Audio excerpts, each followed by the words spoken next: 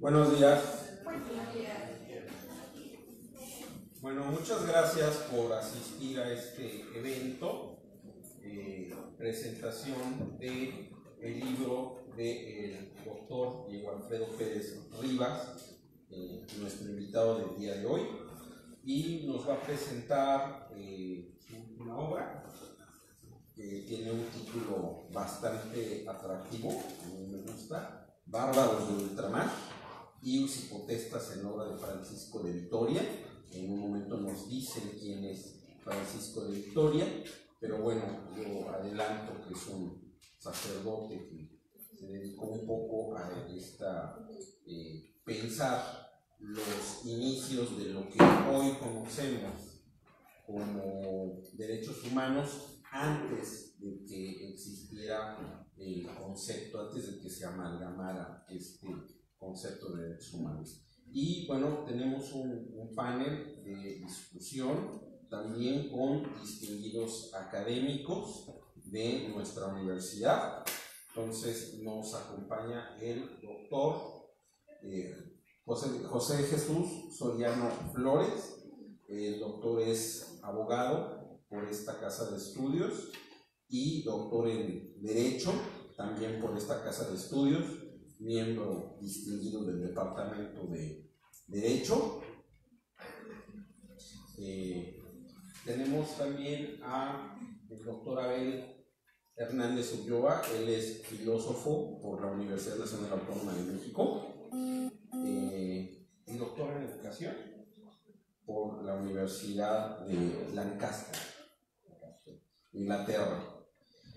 Presento a nuestro invitado, ya lo había comentado, Diego Alfredo Pérez Rivas, doctor en filosofía, es licenciado en Administración Pública y Ciencia Política y doctor en filosofía por la Universidad Complutense de Madrid y profesor tiempo completo en la Universidad Autónoma de Baja California. Desde allá nos viene a presentar esta obra. Entonces comenzamos. Doctor Soriano. Gracias. Buenos días, tengan todas y todos ustedes.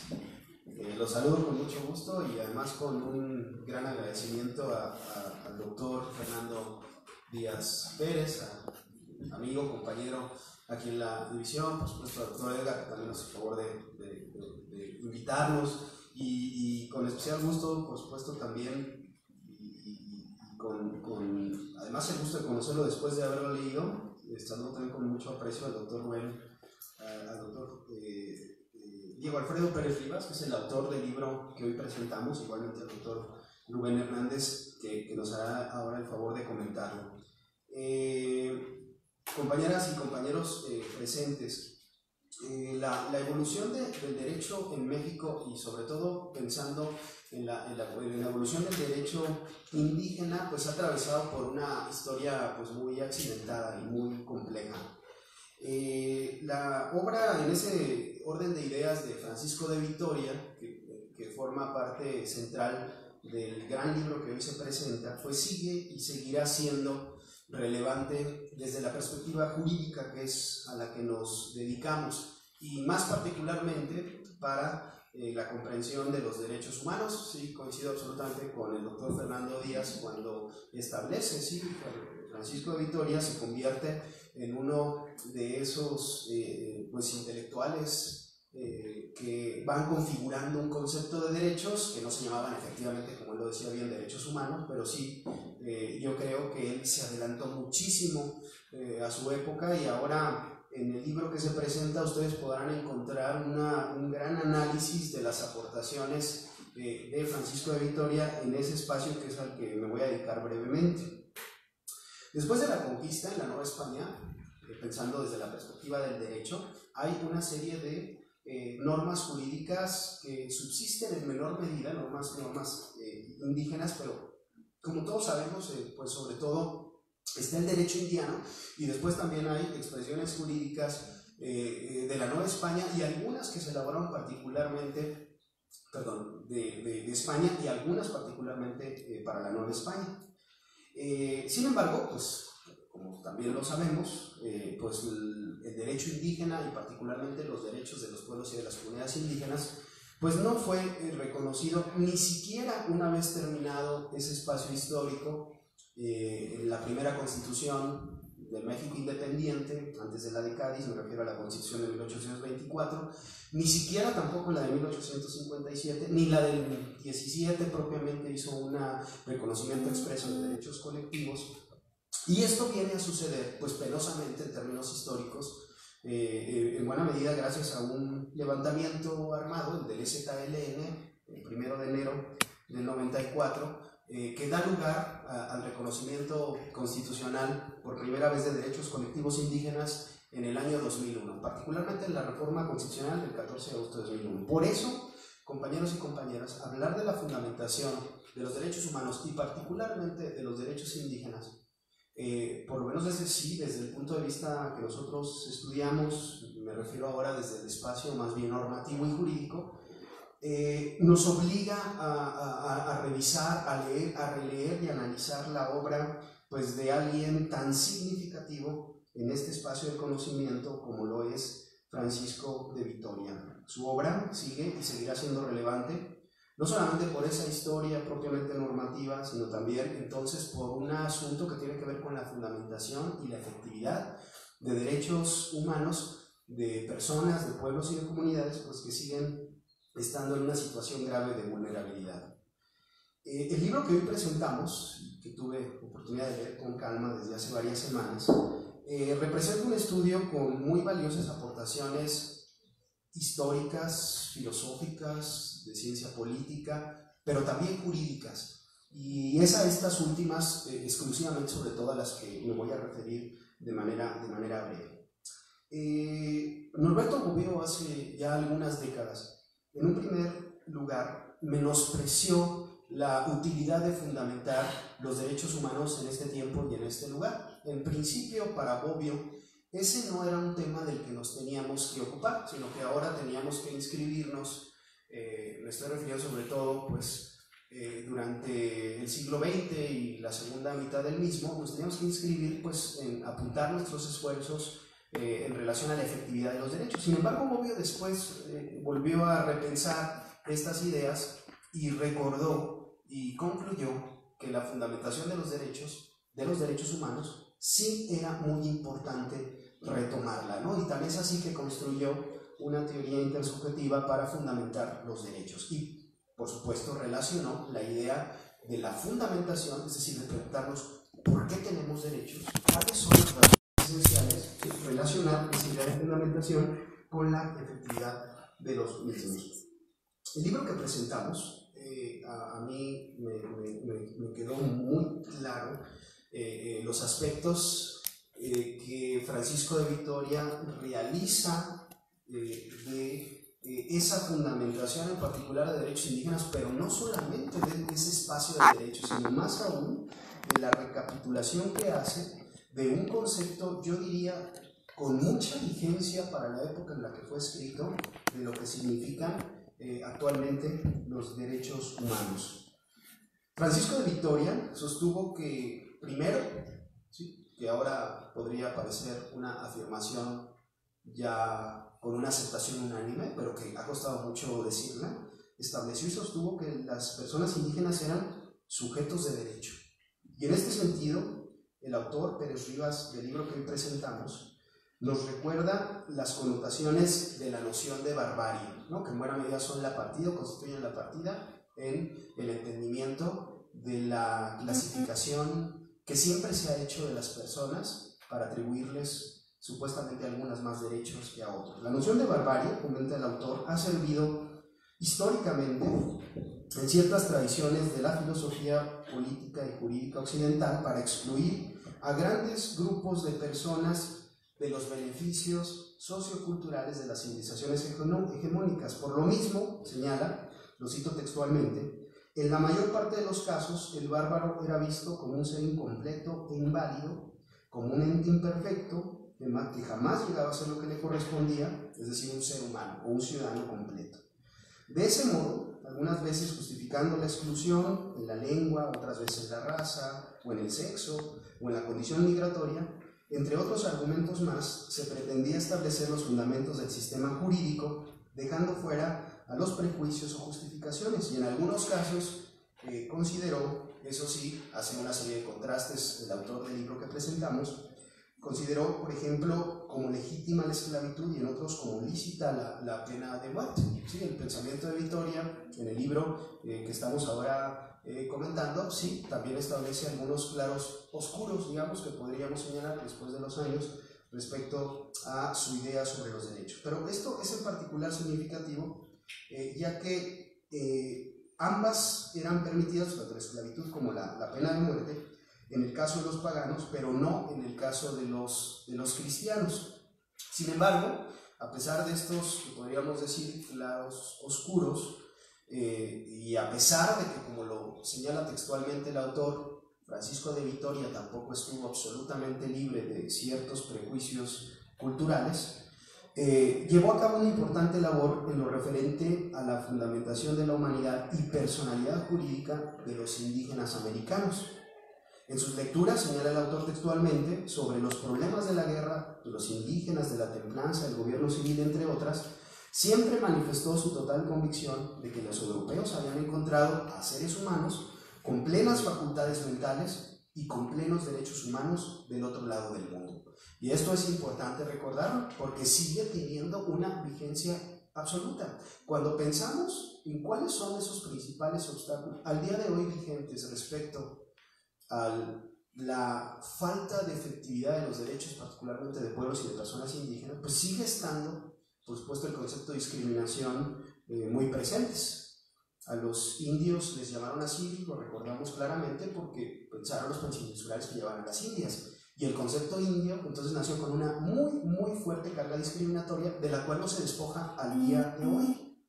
Francisco de Vitoria, que es algo que yo la verdad no sabía, y creo que fue así sin conocer América, entendió muy bien lo que también replicó después también Bartolomé de las Casas, por ejemplo, en establecer desde un principio y relacionar la idea de los derechos de las personas indígenas con la idea de la dignidad también humana, que fíjense es uno de los conceptos más antiguos, pero que hasta propiamente el siglo XX, después de la Segunda Guerra Mundial, se juridificó este concepto de dignidad humana, es decir, pasó a formar parte del derecho. Por eso es tan interesante leer el libro que hoy nos ocupa. Este texto indica que cuando Vitoria examinó con atención las razones por las cuales los indígenas americanos son en apariencia por completo diferentes a los cristianos europeos, no recurrió a argumentos esencialistas para exaltar la distinción. El argumento que utilizó puede considerarse fundamentalmente sociológico, pues recurrió a una sucinta descripción de sus instituciones sociales y a su modo de socialización para explicar las diferencias y su contingencia. Esto significa que para Vitoria, entre indígenas americanos y europeos, no existía diferencia de naturaleza, sino solo de principios y valores sociales.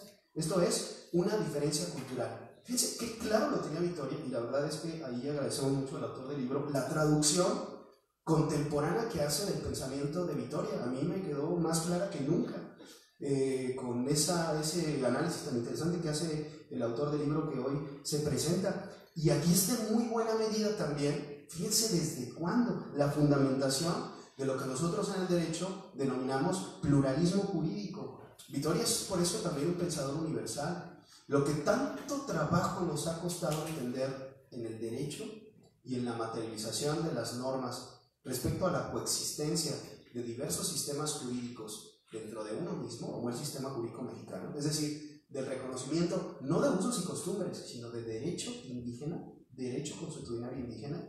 Ya Francisco de Vitoria, con esta amable traducción que hace Pérez Rivas en su obra, nos deja clara una fundamentación, me parece sumamente solvente desde el punto de vista no solamente sociológico, histórico, político, sino desde el punto de vista jurídico. Yo ahora al leer el libro recordaba argumentos que volvieron a tener muchísima fuerza prácticamente durante la mitad del siglo XX, sobre todo en ese espacio, por ejemplo, pensando en Luis Villoro, en Manuel Gamio, en Alfonso Caso, que retoman en buena medida, y yo creo que incluso me atrevo a decir, espero no equivocarme, hasta sin citarlo, a Francisco de Vitoria. ¿Sí? Parece que es el pensamiento de Francisco de Vitoria, que ahora tiene una traducción maravillosa en este libro, el que se refleja en la fundamentación de los derechos humanos de los pueblos y de las personas indígenas durante el siglo XX. Como señala Alfredo Pérez Rivas, uno de los aspectos más sobresalientes de esta tesis de Vitoria es que predica que todos los hombres son iguales por naturaleza, independientemente de la civilización, la cultura, la raza, la religión o la condición jurídica a la que pertenezcan. ¿Sí? Parece que estuviésemos casi leyendo el artículo primero de nuestra Constitución, que no estaba así desde 1917, por supuesto, sino que es hasta el 14 de agosto de 2001, en una emblemática reforma de derechos humanos y derechos indígenas, cuando aparece en el texto de nuestra Constitución, ¿no? La prohibición a la discriminación o el derecho a la no discriminación como un derecho, como un principio rector desde esos años en el sistema jurídico mexicano. Nuevamente, entonces, Vitoria, podríamos afirmar, se adelanta siglos a otro tema de la agenda política y jurídica pues más importante, sobre todo en el siglo XX, y nos referimos a la universalidad de los derechos humanos, ¿sí? La universalidad entendida como esta prerrogativa o esta característica de los derechos, que ahora también es un principio de interpretación de los mismos, que tiene que ver con pues, la no distinción en la posesión de los derechos de las personas. Uno de los apartados también del libro, que al menos yo, tal vez por la formación que tenemos, más disfruté, pues tiene que ver con la clara exposición que hace su autor respecto a la consideración de los indígenas efectivamente como sujetos de derecho. Miren, yo les decía hace un rato, es hasta el 2001, yo sé que ustedes son muy jóvenes y ustedes dirán, el 2001 hace muchísimo, pero hace muy poco, teniendo en cuenta también la historia de la humanidad, hace muy poco, hasta el 2001, ¿sí? A lo mejor algunos de ustedes ni siquiera habían nacido, ¿no? Pero eso no quiere decir que queda muy poco en términos de nuestra historia cultural y jurídica. Hasta el 2001 apareció en la Constitución un apartado de derechos colectivos específicos de los pueblos indígenas. ¿Y saben qué pasó en esa reforma que costó tanto trabajo? Al poder del Estado, al poder político de la época, le pareció que no se debía poner en la Constitución que los pueblos y las personas indígenas, sobre todo los pueblos, eran sujetos de derecho. Entonces, temerosamente, se les puso en la Constitución, o se les señaló como entidades de interés público, que jurídicamente, pues claro que no es lo mismo que sujetos de derecho. Francisco de Vitoria, ¿sí? A pesar de que estamos hablando de un pensamiento de ya hace varios siglos, tiene muy clara la consideración de los indígenas como sujeto de derecho. Y yo agradezco mucho al autor que haya hecho esa traducción, digamos, en el lenguaje contemporáneo del pensamiento de Vitoria. Dice textualmente el libro, ser sujeto de derechos es algo que está incluido en las capacidades espirituales del ser humano. Es decir, dice el autor citando a Vitoria, por definición, se puede deducir del mero hecho de que el ser humano es animal racional, un animal vulnerable biológicamente, pero intelectualmente dotado, que posee todas las características esenciales que le permiten poseer la condición de sujeto jurídico. No pueden desvincularse ambas ideas en su filosofía, puesto que están amalgamadas en su noción teológica y antropogénica. Otra vez entonces estamos frente a argumentos con plena vigencia en el debate contemporáneo. Basta recordar, decíamos hace un rato, por ejemplo, el levantamiento del EZL en 1994. La demanda jurídica formal, la de fondo, era esa, el reconocimiento de los pueblos como sujetos de derecho. Por eso es que la autonomía o la libre determinación o la autodeterminación pues se convirtieron en la bandera de lucha de esos pueblos en esa causa. El libro que presentamos entonces, como decíamos, tiene un gran valor, yo estimo, histórico, filosófico, político y también en gran medida jurídico. Este último enfoque, que es al que brevemente nos hemos referido, y que no solamente incluye, digamos, las bondades ahora que nosotros podríamos referir, que son muchas del pensamiento de Vitoria, sino también algunos contrastes, ¿no?, que podrían ahora ser, claro, bajo la lectura contemporánea, pues un poco señalados en el caso del pensamiento de Vitoria.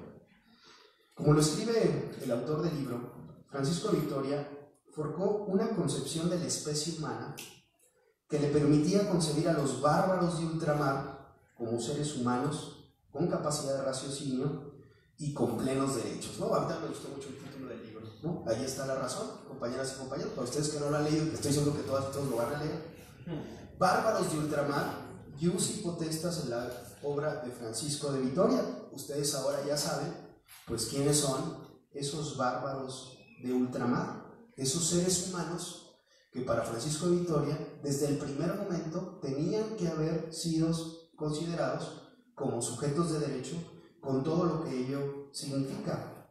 Actualmente, dice Pérez Rivas, la obra de Vitoria tiene especial importancia, pues se trata con toda probabilidad de la primera defensa de los derechos humanos de la filosofía política, jurídica occidental, ¿no? Nada más y nada menos. Adelantándose a los filósofos de la modernidad, Vitoria, dice Pérez Rivas, fue un pensador contradictorio que, a pesar de sus limitaciones, pudo visualizar que el mundo que estaba por forjarse necesitaba un proyecto civilizatorio más inclusivo. Su concepción de los derechos humanos como derechos de los más débiles, en este caso los indígenas americanos, tiene mucho que enseñarnos en el actual momento histórico que atravesamos, ¿no? Con lo cual coincidimos absolutamente. Y ya para terminar, compañeras y compañeros, pues sí, no hay que olvidar la aportación de Francisco de Vitoria, que es uno de los principales defensores y de los primeros de derechos, no solamente de las personas, de los pueblos indígenas. En el libro también se refieren a algunos datos muy interesantes, que yo no conocía, la verdad, respecto también a la preocupación de Francisco de Vitoria, por ejemplo, de las personas con discapacidad, ¿no? Él ya estaba pensando, ¿sí? Fíjense, Francisco de Vitoria, y ahora parece que quien los gobierna luego no tiene esa agenda clara. Él ya estaba pensando qué debería de significar ser sujeto de derechos humanos, con todo lo que ello significa, ¿sí? Pensando desde la visión de los pueblos indígenas, pero también pensando en otros espacios, y por eso él lo tenía clarísimo, como lo es. El concepto de derechos humanos tiene que ver con pensar en derechos fundamentalmente, sí, de todas y todos, pero con una atención estatal fundamentalmente, pues, para los más débiles, ¿no? Así como se ha definido también en el lenguaje jurídico contemporáneo con Luigi Ferrajoli. Vitoria, por eso entonces, pues yo creo que no podemos dejar de leerlo. Vitoria fue además un personaje, pues, muy valiente en su tiempo, en su momento. Él contradijo las ideas centrales de los reyes católicos o incluso del Papa, pues categóricamente negó la legitimidad de ellos para disponer de tierras desconocidas desde el principio, que podrían tener, decía él, legítimos propietarios sin conocer América. Él incluso, ¿no?, como decíamos hace un rato. Su pensamiento trasciende e influye en el tiempo, y el libro que hoy tenemos aquí enfrente de nosotros y que merece una recomendación muy especial, pues realiza, decíamos, una traducción y un estudio muy significativo, muy interesante, de la obra de Francisco de Vitoria, revisada con los lentes de la vida contemporánea. Yo estaba terminando, según yo ya había terminado un libro sobre derechos humanos colectivos indígenas, y cuando leí tu libro pensé que no lo había terminado. Y qué bueno, porque ahora lo utilizo y claro, citando a Alfredo, para complementar una parte que yo creo que tenía un vacío, ¿no? Y aunque allí estaba Francisco de Vitoria, me parece que ahora, gracias al libro, por lo menos en mi trabajo particular, yo tengo más elementos para entender esa necesaria fundamentación histórica de los derechos indígenas, que sigue teniendo una vigencia en la actualidad. Muchas felicidades al autor del libro, muchas gracias por permitirme participar en este evento, igualmente a Fernando Díaz, a Edgar, y bueno, a todas y todos ustedes les agradezco mucho su atención. Gracias.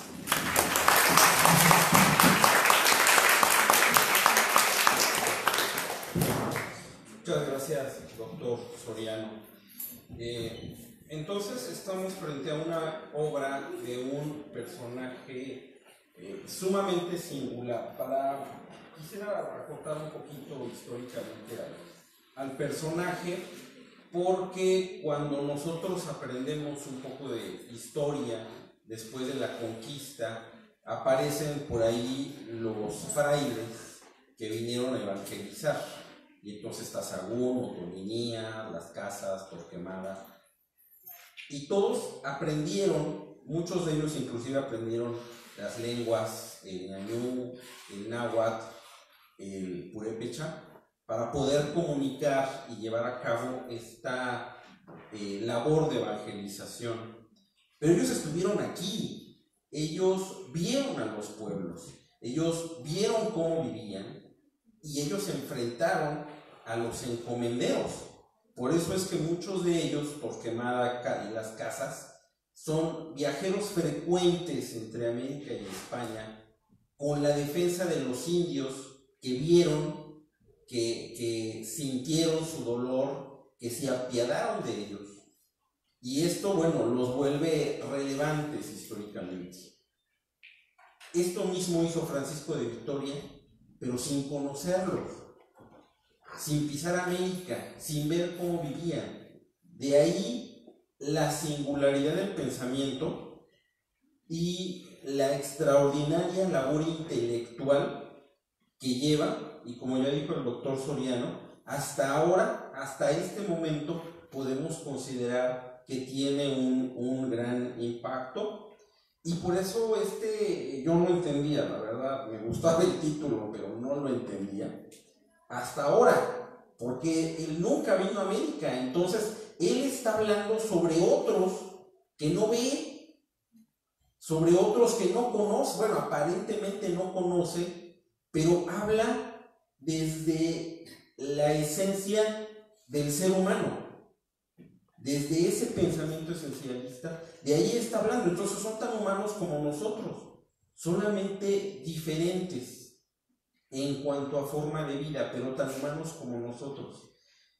Y por eso para mí ya se vuelve extraordinario, porque no es de los que estuvo por aquí, no es de los que evangelizó, no es de los que estuvieron con los indios, con los indígenas, sino que los conoce de otro modo. Bueno, damos la palabra al doctor Abel. Se me pasó decir que el doctor Abel es compañero del Departamento de Derecho, y bueno, amigo de Educación, del Departamento de Educación.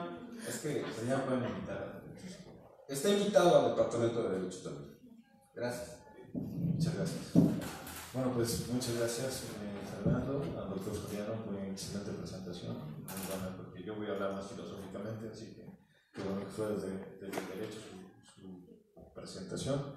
Y a Diego, pues muchas gracias por la oportunidad de conocer una obra tan interesante y tan buena, y además tan rebelde. Yo creo que es una obra muy rebelde en tanto... Dos cosas. La primera, creo que estamos llegando a un punto en el cual lo que en la academia vale son los artículos especializados. Y yo lamento eso porque creo que se está perdiendo la profundidad de una reflexión. Y al perder la profundidad de una reflexión perdemos mucho, porque no podemos comprender igual un asunto, por ejemplo, tan delicado como este de la fundamentación de los derechos humanos. No creo que se pueda expresar de la misma manera en 30 páginas. Entonces, en ese sentido, yo creo que es muy rebelde ahora hacer un libro de esa profundidad. Y por otro lado, también es muy rebelde porque está dando fundamento a algo contemporáneo y de debate muy vigente, centrándose en una tradición filosófica muy rica, como es la tradición filosófica de la escolástica, en su transición a la modernidad. Y aquí hay algo que creo que vale la pena, y sería la primera invitación a todos, a mí mismo, y es cómo podemos reflexionar teniendo el periódico de un lado, no sé qué periódico tendría Victoria, pero alguno tendría, o algo parecido, y por otro lado, las reflexiones profundas de filósofos, teólogos, que ahí claramente se pueden analizar y se pueden encontrar la beta de estas ideas. Y a partir de esta tensión de lo que está ocurriendo en el mundo contemporáneo y de ideas filosóficas, tratar de hacer incluso algo nuevo y atreverse a pensar. Creo que ese es el reto que nos está invitando a este texto profundamente. Y yo lo voy a hacer también desde, cada quien hace las lecturas desde otras lecturas que hemos hecho. No hay lecturas que sean totalmente puras a los textos. Siempre hay algo que traemos detrás. Y lo que yo tengo un poco detrás es ciertas cuestiones filosóficas e existencialistas en parte, pero también psicológicas y también de derechos humanos. Y la primera pregunta sería, ¿quién es el bárbaro para mí? ¿Quiénes son los bárbaros que aún tenemos en nuestro horizonte de significación de vida? Y los bárbaros son aquellos que consideramos que están fuera de nuestro círculo de personas que valen. Bárbaros son todos aquellos a los que vemos como enemigos. Así, me gusta en una parte, define como para los musulmanes los bárbaros son los cristianos. Para los cristianos los bárbaros son los musulmanes. Pero incluso en la definición propia de cristiano y de musulmán, muchas veces se requiere al otro como enemigo. Y aquí es donde comienza una cuestión fundamental. ¿Quién es el bárbaro para mí? ¿Quién es el que no puede tener los mismos derechos que yo tengo? Y ahora lo que quiero que piensen es que cuando Vittoria va a escribir esto, y es cierto, y esto es algo muy meritorio, lo escribe desde España, no conoció, como señalan, a los indígenas. ¿Cómo pudo pensar que los indígenas tenían derechos? ¿Cómo podemos pensar que otro que es tan diferente de mí puede tener los mismos derechos que yo tengo? Y lo más radical, ¿cómo puedo pensar que si yo tengo una creencia en un Dios y este Dios es el bueno, cómo podría pensar que otro puede tener un pensamiento en otro Dios que sea distinto y que tenga derecho a pensar como tal? Esta es la cuestión radical que está como detrás de este texto en buena medida. Y está en la transición del pensamiento medieval al pensamiento moderno, como señalaba, y tiene una fundamentación fuerte desde la filosofía de Aristóteles en parte, y Aristóteles, señala Diego, que en algún punto tenía esta referencia de que había bárbaros y que constitutivamente, ontológicamente hablando en términos filosóficos, o sea, en su ser humano, tenían una disminución, más bien de hecho ni siquiera eran humanos. No podían ser tan humanos como yo, porque yo era de la cultura adecuada, la griega, o bien la cristiana. Entonces, esta es la cuestión que hoy también además se hace tanta vigencia teniendo a un Trump en Estados Unidos, ¿no? En donde los que son buenos, los que valen, los que tienen privilegios son los blancos. Por eso también se hace tan vigente el texto en este momento en el que tan radicalmente se están sosteniendo posturas que son absolutamente etnocéntricas, digamos, o bien podemos decir, pues, de prejuicios raciales, que aún estamos viviendo. Entonces, el cuestionamiento filosófico de Vittoria, como nos lo presenta aquí Diego, es un cuestionamiento que va a ir en contra de sus propias tradiciones religiosas, va a retomar a Santo Tomás de Aquino, y por lo que veo es uno de los que introducen a Santo Tomás. Si recordamos, Santo Tomás escribió en el siglo XIII, y estuvo a punto de morirse por lo que escribía. La Iglesia Católica no lo quería, y hasta el siglo XIX es aceptada la teología de Santo Tomás como la teología oficial de la Iglesia Católica. Tuvieron que pasar 6 siglos. Y lo que queda claro es que Vittoria juega un papel importante para la transición de ese pensamiento. Y indudablemente las lecturas que está haciendo Vittoria, como digo, son lecturas que están como debemos de hacer filosofía hoy en día, que es justamente entre lo que estamos reflexionando en los textos y lo que está ocurriendo en nuestro mundo contemporáneo. Y ahorita no es por demás, y además, me parece central esto, recuperar una idea que es muy rica y es la idea de Amartya Sen de las capacidades, porque es justo esto lo que señalaba, capacidades espirituales iguales, encontrar en el otro, que pueden ser desarrolladas. Pero bueno, Amartya Sen, este economista, lo que encuentra en los años 50, 60 es que el mundo estaba dividido en países desarrollados, subdesarrollados y en vías de desarrollo por el término económico. Y él dice, pues no hay algo más importante que medir. Los seres humanos y los países tienen que dividirse por potencias económicas. Y entonces propone que hay otras cosas más importantes que medir, que es la vida misma y las posibilidades de vida. Pero esas posibilidades de vida, esas potencialidades, pues no se dan exactamente por igual en todos lados. Incluso aquí mismo sabemos que esto que estaban señalando, el asunto del atraso indígena es espeluznante.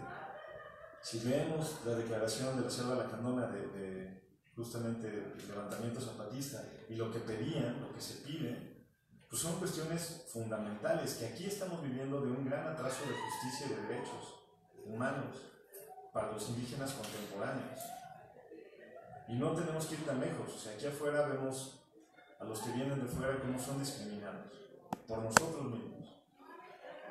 Entonces, bueno, esto es algo que es muy vigente. ¿Cuáles son los derechos?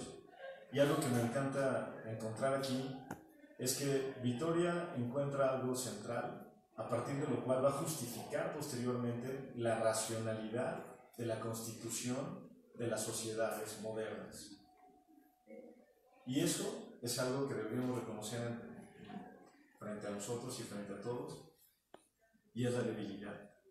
Somos débiles, somos vulnerables. Los seres humanos somos vulnerables. Ahora, y esto así comienza el libro, no se los voy a contar, mejor leerlo, pero comienza haciendo un señalamiento muy interesante y un cuestionamiento. ¿Cómo es posible que unos reyes le otorguen a un navegante aventurero el derecho de conquistar? Pero no solamente de conquistar, sino lo iban a nombrar virrey y le iban a dar el 10%, ahí otra vez, como insiste el tema, de las riquezas que pudiera encontrar en los territorios nuevos que pudiera encontrar. A mí me parece además como que es así como una obra muy maquiavélica también, ¿no? O sea, ¿cómo sabes que vas a encontrar tierra? Yo creo que ya había algo ahí desde luego se sabía, ya otros se habían llegado además del norte, desde antes, los vikingos, etc.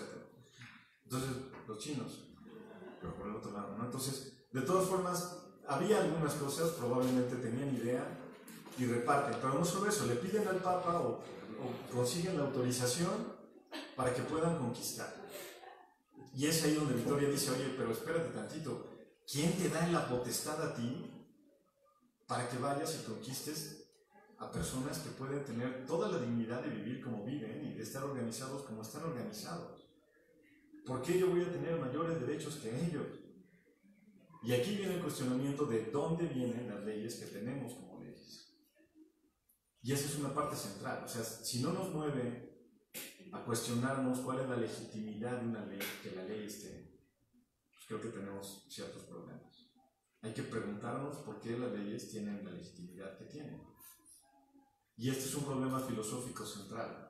¿Cómo podemos justificar hoy, en el mundo contemporáneo, leyes que no solamente sean leyes particulares a un lugar o a una región? ¿Cómo podemos pensar en leyes que vayan más allá de un territorio o de una nación? Y bueno, lo interesante es que Vitoria lo piensa y propone posibilidades de construir justamente fundamentaciones de derechos humanos en derechos naturales.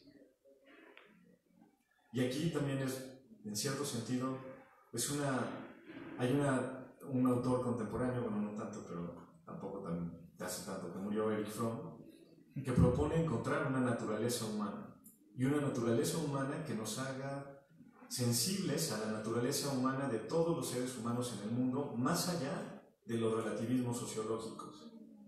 Porque lo que hoy impera es el relativismo sociológico. Cada sociedad tiene derecho a juzgar por sí misma y a plantearse sus propias leyes. Pero entonces hay parroquialismos. Amartya Sen dice, se encuentran leyes parroquiales. Se encuentran leyes donde las mujeres no tienen los mismos derechos que los hombres, hoy vigentes en ciertas partes del mundo. Entonces la propuesta es ir más allá. ¿Cómo podemos encontrar y cuáles serían esa esencia de la naturaleza humana, la que pudiera de alguna forma darnos pauta para pensar al otro que es tan ajeno y tan bárbaro para nosotros como alguien no tan ajeno, como alguien que es sujeto de derechos?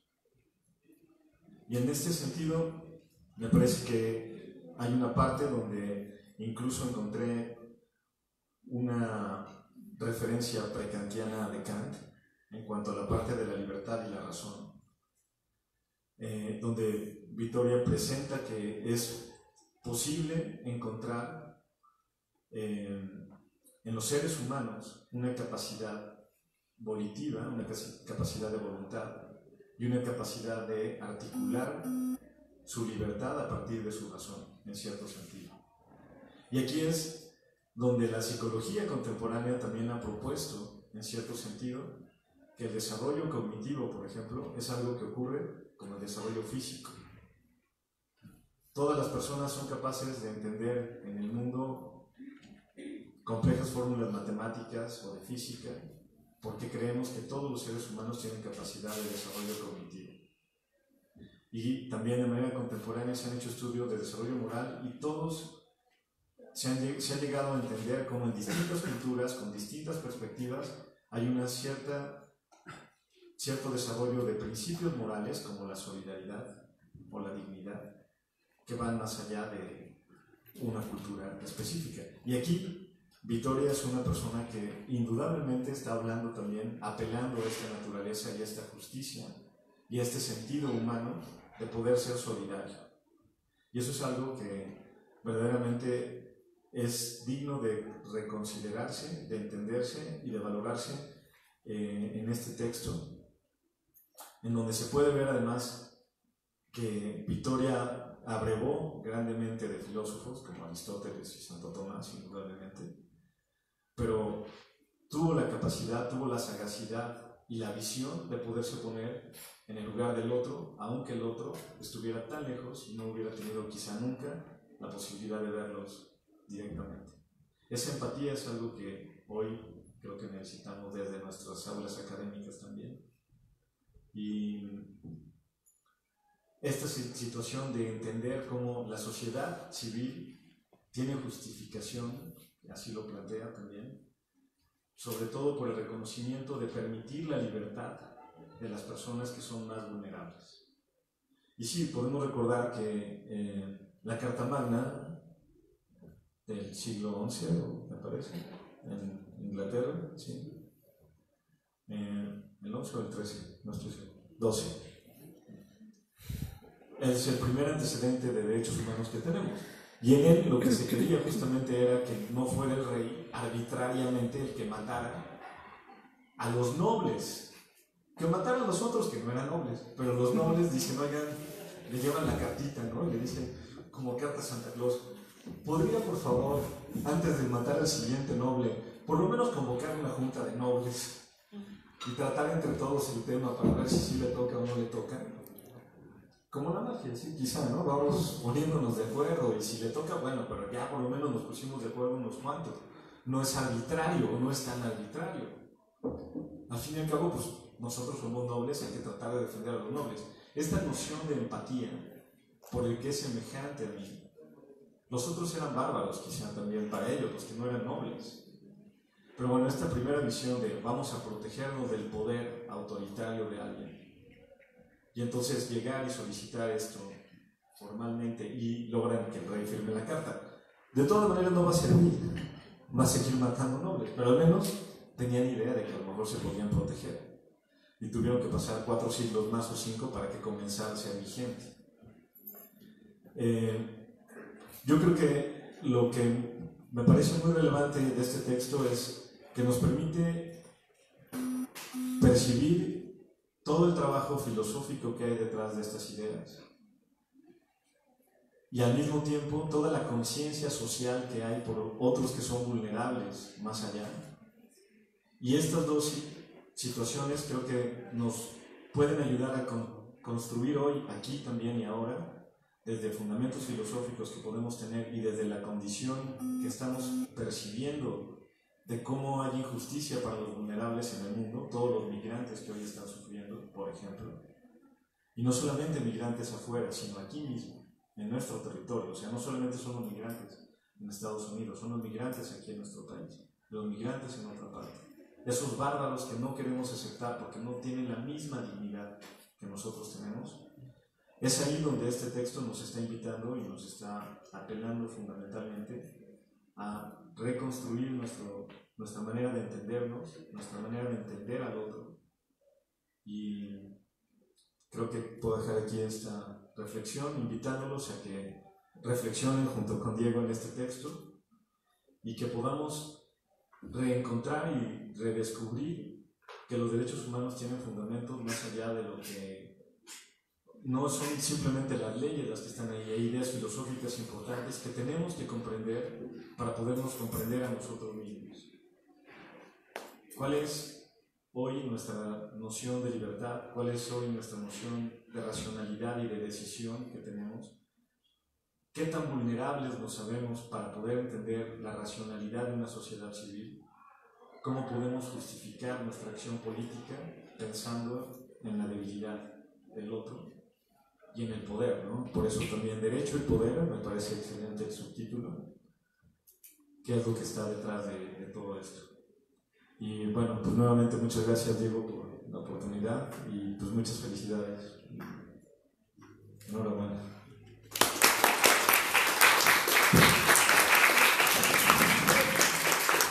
Muchas gracias, doctor Abel Hernández Ulloa. Y bueno, ahora vamos con el autor del libro que nos va a comentar. Adelante, doctor Alfredo. Muy buenos días a todos ustedes. Les agradezco mucho su presencia el día de hoy con nosotros. Quiero agradecer muchísimo a esta mesa, al doctor Fernando Díaz, al doctor Soriano, a quien no tenía el gusto de conocer, pero ahora tengo el gusto de conocer. Le agradezco mucho sus comentarios, muy amables, muy oportunos. A mi amigo Abel, el doctor Abel Hernández Ulloa. Y especialmente, claro, al organizador de este evento, al doctor Edgar Espinal, ¿verdad? Quien hizo posible pues, que hoy estuviéramos reunidos aquí. Estoy también muy agradecido con la institución porque en menos de 6 meses estoy presentando este segundo libro aquí en esta casa de estudios. Ya siento esta universidad como mi segunda casa. Quiero hablarles un poco acerca de cómo surgió este libro, cuáles eran las ideas que me estaban viniendo a la mente cuando lo escribí, cuál fue ese contexto. Este texto empezó a escribirse aproximadamente hace 15 años, hace un montón de tiempo, cuando mi amigo el doctor Espinal y yo estábamos viajando, estábamos cruzando el charco, ¿verdad?, para hacer nuestros estudios de posgrado, y llegamos como buenos politólogos de la UNAM, ¿verdad?, bastante alzaditos, bastante creíditos, bueno, al menos yo, muchísimo. Presenté un proyecto de tesis para escribir un monográfico, hacer una revisión crítica de Nietzsche, de su concepto del tiempo, la revisión que había hecho el pensamiento griego. Sin embargo, tomé una clase de doctorado, una de las primeras, con el doctor Ricardo Parellada, quien muy amablemente me tutoró la tesis doctoral y prologa este libro. Esta clase se llamaba Antropología y Metafísica de los Derechos Humanos. Ahí, cursar esta materia para mí fue como un balde de agua fría, porque me di cuenta que pues todo lo que había aprendido en la universidad era en cierto modo una visión muy parcial de la historia. Nosotros estudiamos la Declaración de los Derechos Humanos, las cartas, ¿verdad?, de derechos humanos del 66, y más o menos nos limitamos única y exclusivamente a conocer, digamos, estos conceptos jurídicos vistos desde Occidente. En esta asignatura hicimos una revisión de la Carta Africana de Derechos y también de la Carta Árabe de Derechos. Revisamos las discusiones que hubieron en la Asamblea de la ONU para la promulgación de la Declaración Universal de Derechos Humanos. Y me pude dar cuenta que ellos fueron capaces de llegar a acuerdos respecto a muchos derechos humanos, no sé qué consideramos como elementales, porque tal como están escritos los artículos se permite cualquier tipo de interpretación, ¿no? Entonces, visto de esta manera, y analizando la Carta de Derechos de esta forma, prácticamente cualquier líder político de cualquier país puede presumir que en su nación hay democracia, que en su nación hay derechos humanos, ¿no? Se puede interpretar de manera tan amplia esta carta que prácticamente todas las interpretaciones son válidas. Y claro, estando en España, me sucedió tener esta experiencia vivencial que nunca había experimentado, que fue la de sentirme bárbaro en una sociedad que no me reconocía como ser humano con plenos derechos y responsabilidades, ¿verdad? Para que se hagan una idea, si uno piensa ir a hacer un posgrado a Estados Unidos o a la Unión Europea, pues a uno le van a pedir una serie de requisitos que a veces parecen de locos, ¿no? Tipo, por ejemplo, un examen de salud mental o un examen de enfermedades de transmisión sexual. Que era una cosa, la verdad, que me parecía bastante sorprendente y que, bueno, estando ya en España y viviendo ahí, España estaba pasando por un momento muy crítico, ¿verdad? Porque tenía muchísimos migrantes latinoamericanos y se estaba generando una resistencia hacia nosotros. Nos veían como, nos ven, me imagino, los gringos republicanos actualmente, ¿no? Como robatrabajos, como personas que posiblemente iban a delinquir allá, como robanovias o robanovios, según fuera el caso. Y entonces había este rechazo. Y en esta situación, en este contexto, pues yo me sentí como bárbaro y dije, pues voy a cambiar el tema de tesis y voy a hablar sobre este filósofo que empecé a descubrir, este teólogo, para ver pues cómo se dio este proceso de conquista. Más o menos para que se den una idea de cómo era el asunto, ¿no? En 1492 zarpa Cristóbal Colón desde Sevilla para buscar una nueva ruta comercial hacia la India. Justo en ese momento, en ese mismo año, España era un país invadido. ¿Por qué? Porque el Islam invadió durante casi 8 siglos, ¿verdad?, todo el sur de la península ibérica.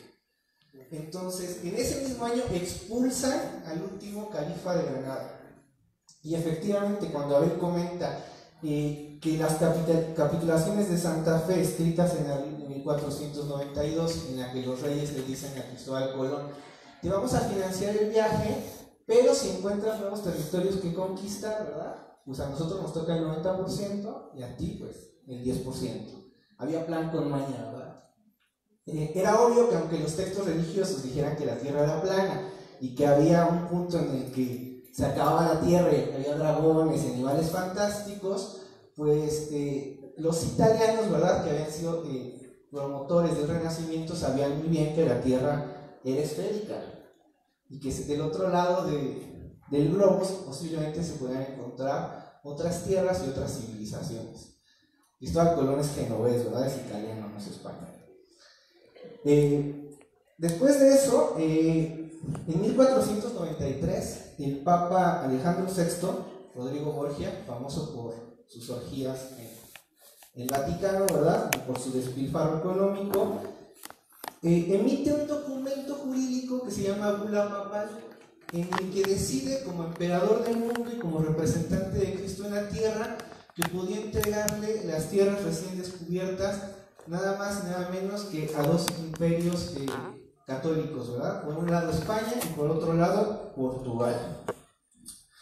A partir de esta donación papal, los países que ya estaban teniendo transformaciones hacia, digamos, un culto protestante, se empiezan a poner la cuestión: ¿con qué poder cuenta el Papa para donar tierras que no le corresponden? En todo caso, la donación tuvo que haber sido más simétrica, no nos está tocando parte del pastel. Entonces, para limar estas asperezas, ¿verdad?, para darle una justificación moral tanto al descubrimiento como a la ocupación y la conquista, se convocan por parte de la corona en 1550 y 1551 unos debates en Valladolid, la polémica de los naturales. Aquí básicamente se enfrentan 2 personajes, ¿verdad? Por un lado, Gines de Sepúlveda, que es el representante de la corona, y quien dice que los indígenas americanos no son seres humanos completos, que no merecen tener derechos y que se les deben esclavizar por varias razones, entre ellas el hecho de que practican una religión politeísta, en segundo lugar el hecho de que al parecer hacían sacrificios humanos y comían carne humana. En su contraparte, Bartolomé de las Casas, ¿verdad?, quien fue alumno, discípulo de Francisco de Vitoria, defiende por primera vez pues, esta idea de los derechos humanos en los indígenas. El opositor a Ginés de Sepúlveda iba a ser Francisco de Vitoria, pero ya estaba muy viejo y enfermo, no pudo viajar a Valladolid. Entonces, por esa razón, quien lo sustituyó fue Bartolomé de las Casas. Efectivamente. ¿Cómo se dio esto de la conquista? Bueno, imagínense que el 8 de noviembre de 1519, ahí cerca del metro Pino Suárez, en la Ciudad de México, se encuentran por primera vez dos civilizaciones y dos culturas, ¿verdad? Un encuentro de dos mundos. Quizá la manera más apropiada de imaginarnos este encuentro entre Cortés y Moctezuma en esas dos calles es como si imagináramos un contacto con extraterrestres, ¿verdad? En el sentido de que para muchas de las culturas precolombinas Cortés representaba a un dios más que un ser humano. Tenía una profecía del regreso de Quetzalcóatl y al parecer la llegada de los españoles cumplía con muchos de los requisitos de este mito, ¿verdad?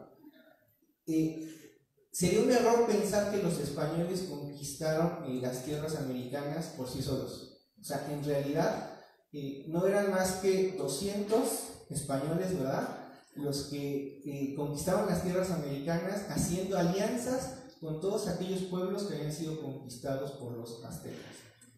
Bueno, ¿y cómo trataban de convencer estos españoles a los indígenas de aceptar el poder del nuevo emperador y el poder del papa?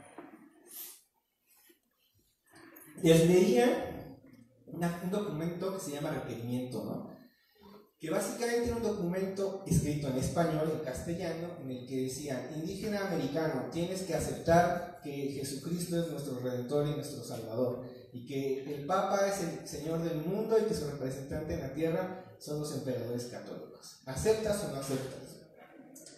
Si el indígena americano decía sorry, no entiendo, que automáticamente era esclavizado, ¿verdad? Nos encontramos frente a un documento jurídico de dudosa legitimidad. Francisco de Vitoria, analizando la forma en la que se realizó esta ocupación, esta conquista, utilizando estos documentos, dijo: bueno, esto es totalmente inhumano, irracional. No podemos esperar que entiendan ni siquiera lo que les estamos diciendo, ¿verdad? No entienden, no hablan nuestro idioma. Y tampoco podemos aceptar que el Papa y el Rey quieran hacerse quieran creerse pues los dueños de estas nuevas tierras. En ese mismo sentido, Francisco de Vitoria, pues bueno, fue realmente un filósofo que supo coger el espíritu del tiempo. Él nunca conoció América, pero se enteraba de lo que sucedía en tierras americanas gracias a las descripciones que daban los acompañantes de Colón. Actualmente contamos con un libro maravilloso de Bernal Díaz del Castillo, por ejemplo, donde hace una descripción de la México Tenochtitlan y la llama pues la Venecia no de las Américas, porque no existía el continente americano, ¿no? Entonces la Venecia de las Indias. Y efectivamente, si ustedes van al Museo de la Ciudad de México, pues van a ver ahí representado en un cuadro gigante lo que más o menos como estaba diseñada urbanísticamente la ciudad, los canales, cómo estaban estructuradas las ciudades, y uno se queda con la impresión de en qué momento perdemos ese orden y esa capacidad de modificar la naturaleza de una manera responsable, ¿verdad? Entonces Francisco de Vitoria, a través de estas noticias, se genera una idea propia acerca de qué tipo de personas están habitando este mundo, estas tierras, y se da cuenta muy pronto pues que se trata de seres humanos organizados de manera racional, civil, que cuentan con instituciones económicas propias, instituciones políticas, se celebran matrimonios, se celebran contratos, se celebran mercados, ¿verdad? Existe básicamente una organización social y una organización cultural, una organización religiosa, y se cuestiona desde nuestro punto de vista con qué autoridad contamos para descalificar esta forma de organización, esta forma de vida. ¿Podemos realmente pedirles a estos indígenas americanos que acepten la religión católica y que acepten a Jesús como su Salvador si todo el lenguaje en el que se ha escrito el Nuevo Testamento les es completamente ajeno? Hay que pensar un poco y reflexionar un poco en esto, ¿no? Por ejemplo, en la Virgen de Guadalupe. Esta idea de que los españoles evangelizaron con un lado con la espada, con una mano en la espada, con el otro la Biblia, es cierto. Y nuestra cultura colonial pues rinde cuenta de todo este mestizaje. La aparición de la Virgen de Guadalupe se da curiosamente en el cerro de Tepeyac, ¿verdad? Un lugar en el que se rendía culto a una religiosa, a Tonantzin, ¿verdad? Una deidad prehispánica que tenía muchísimos de los atributos que hoy le damos a la Virgen de Guadalupe. Entonces, bueno, naturalmente la evangelización, la conquista y la justificación de estas solamente fue posible a través de este mestizaje, de esta hibridación. El 12 de octubre, ¿qué celebramos nosotros aquí en México? El Día de la Raza, ¿verdad? Qué sorpresa me llevé yo en España cuando me di cuenta que ellos le llamaban el Día de la Hispanidad. Nosotros celebramos el Día de los Pueblos Indígenas prácticamente, ¿no? De nuestras costumbres, de nuestras raíces prehispánicas. Ellos celebran el hecho de que en esa ocasión España se convirtió en el primer imperio en el que no se ponía jamás la luz del sol. Conquistaban 2 continentes, ¿no? ¿Verdad? ¿No? Ok. Bueno, Francisco de Vitoria me atrapó con sus propuestas. Me interesó muchísimo estudiar el contexto en el que surgió su pensamiento, sus fuentes. Y el librito que ven aquí, pues es uno de los capítulos de mi tesis doctoral, ¿verdad? Que fue modificado para ser presentado en libro. Una de las cosas que más me llamó la atención de él, pues fue esta protección de los derechos de los más débiles, entendiendo a estos débiles no solamente como los indígenas americanos, sino también como las personas discapacitadas, como los esclavos, los extranjeros y hasta derechos de los niños, ¿verdad? Escribir este libro, pues bueno, ya de manera personal también me ayudó a salir del closet del secularismo, en el sentido de que antes era bastante religioso, ¿verdad? Y estaba en ese camino quizá espiritual de encontrar alguna forma de unión con la deidad, y leyendo a teólogos, pues descubrí que en realidad era ateo, ¿verdad? No me podía convencer, sus razones no me resultaban convincentes. Les agradezco mucho. Yo creo que no me gustaría hablar más. Voy a dejar una copia del libro, un par de copias del libro para la biblioteca, si lo desean consultar. Les agradezco mucho a todos.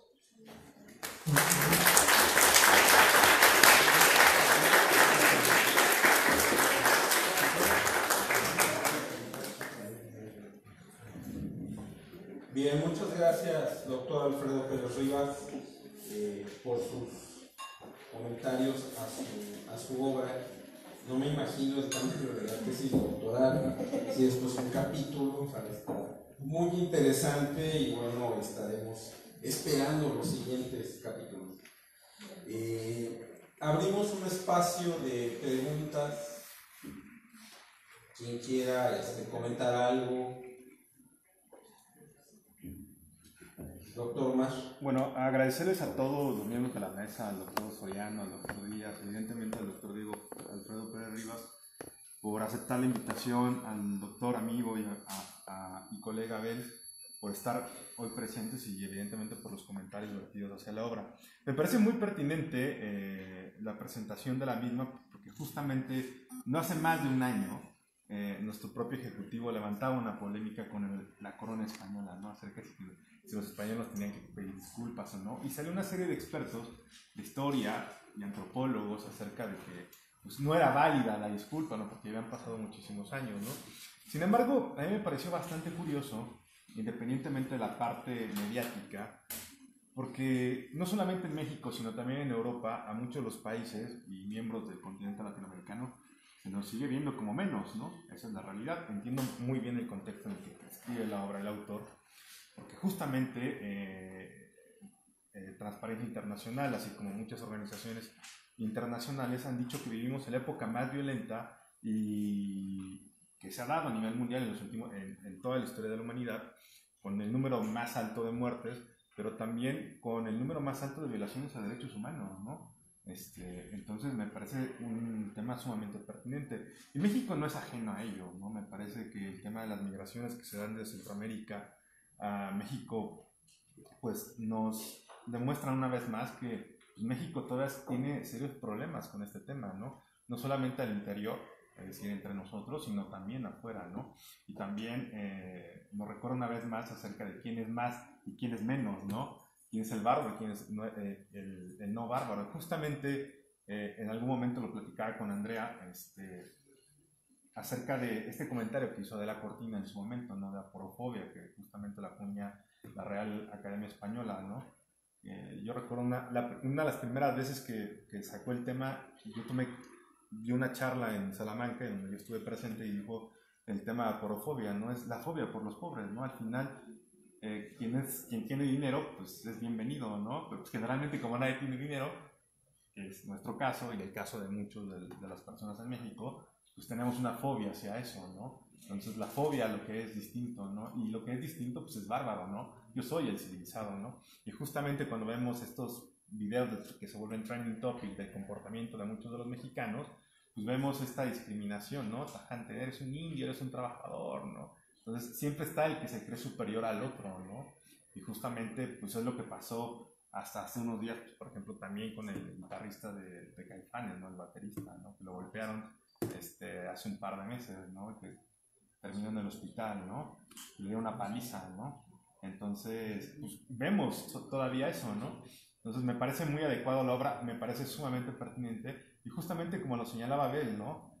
La academia, y de manera desafortunada, ha dado mayor cabida a los artículos, ¿no? Cuando en realidad, y medirlo todo, ¿no? Cuando en realidad hay cosas que no podemos medir, ¿no? La reflexión, el análisis, pero esta es una manía en el caso mexicano. Nosotros sabemos que en otros países, pues, los grandes autores tardan años, o 5 o 7 años, en sacar un libro, ¿no? Pero es un libro súper bien escrito, ¿no? Y en México hemos hecho pues, reseñas, compilaciones de cosas que en realidad no tienen fundamento, ¿no? A ver a qué hora me levanto al baño, ¿no? Bueno, no podemos medir absolutamente todo. Es importante, sí, pero me parece que hay un trasfondo, ¿no? Pues, dicho lo anterior, pues agradecerles muchísimo a los 4 por haber aceptado esta invitación.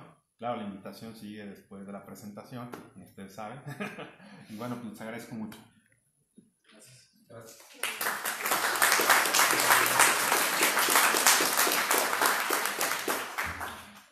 ¿Alguno de nuestros alumnos que quiera hacer una aportación, una pregunta?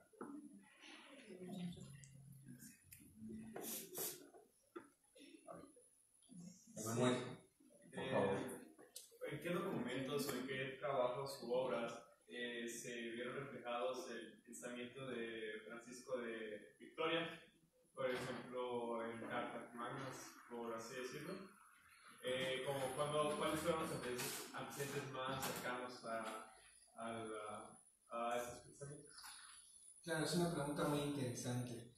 Realmente, después de que se escribe la obra de Victoria, a partir de sus textos, él genera toda una escuela de pensamiento que se conoce como Escuela de Salamanca, en la que diversos teólogos, juristas, filósofos, pues empiezan a fungir como burócratas de la corona, ya sea en la península, ya sea en las nuevas tierras descubiertas. Victoria era un filósofo y un teólogo de corte. ¿Qué significa esto? Que pertenecía al grupo más cercano a la monarquía, ¿verdad?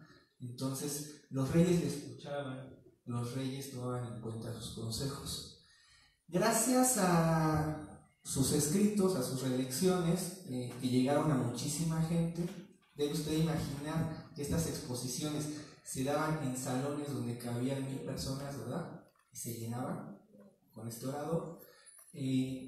Bueno, inspirándose en estos escritos, los reyes de España promulgan las leyes de Burgos, que son las primeras leyes, las primeras normas que se escriben para proteger los derechos de los indígenas, para evitar la esclavitud, para evitar que fueran explotados, para limitar el alcance de las encomiendas.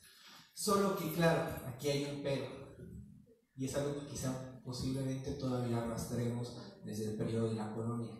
Las leyes de Burgos eran unas leyes bellísimas, muy bonitas, ¿no? Protegiendo los derechos de los indígenas americanos. Como no había internet y no había las tecnologías para que el rey estuviera presente y vigilando que esas leyes fueran respetadas en el continente americano, pues lo que sucedió es que las leyes estaban escritas en el papel, pero no aplicaron, ¿verdad? En territorio americano siguieron explotando a los indígenas americanos, a los afroamericanos con mayor razón. Esto es algo muy importante, ¿verdad?